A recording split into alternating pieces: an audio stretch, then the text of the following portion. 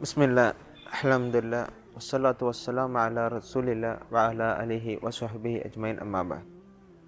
ഏറെ പ്രിയപ്പെട്ട വിശ്വാസിനികളെ, പുണ്യമേറിയ റമളാൻ്റെ ദിവസങ്ങളിലൂടെയാണ് നാം കടന്നു പോയിക്കൊണ്ടിരിക്കുന്നത്.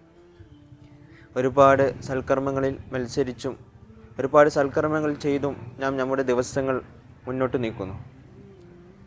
എന്നാൽ ഈ ഒരു സന്ദർഭത്തിലും നാം ശ്രദ്ധിക്കേണ്ട വളരെ പ്രധാനപ്പെട്ട ചില കാര്യങ്ങളുണ്ട്. നബി സല്ലല്ലാഹു അലൈഹി വസല്ലമ പറഞ്ഞു, അൽ മുസ്ലിമു മൻ സലിമൽ മുസ്ലിമൂന മിൻ ലിസാനിഹി വയദിഹി.